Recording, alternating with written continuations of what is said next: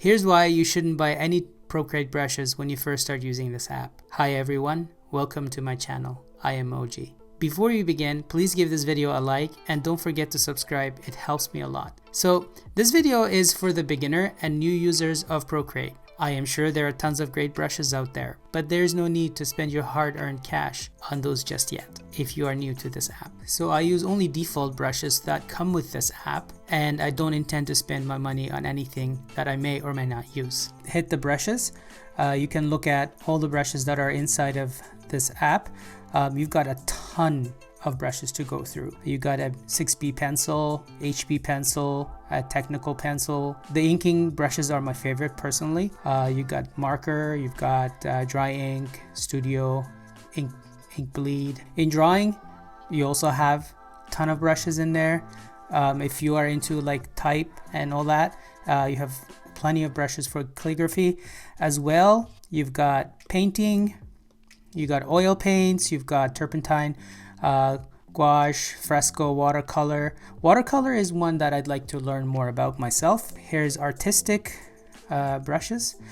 This is something I haven't experimented with, but you have that. You also have your airbrushing. I typically use the airbrushing for blending and all that. You got your textures. There's a ton of textures in there. Abstract, you got charcoal. Here's element. I'm just going to show you all of them just so you see what they look like. Spray paint, materials. Here's your materials. There's lots of materials in here. Vintage. Okay. And then you've got luminance, industrial, organic, and here's water. So you've got lots of brushes in here to choose from when you first start using the app. It's really not necessary to buy them. Okay, so these are the default brushes that come with the app. Now I'm going to show you the brushes that I use for my projects, and I pretty much strictly stick to these brushes.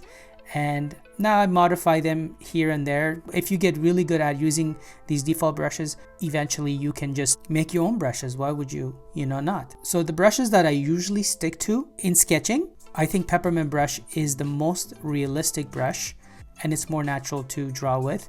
I usually use the peppermint brush for a basic penciling or a rough end of whatever I'm drawing. And the next brush set I like visiting is the ink brushes.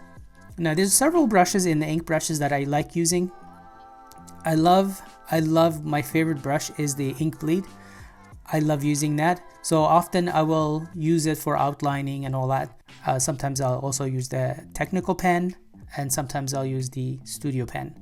But my favorite is ink bleed. I really love the way it looks. Now with ink bleed too, you can modify it to whatever you need it to be. For example, your spacing, your jitter, your fall off, all that stuff. You could do that. I love the tinderbox brush as well. I use that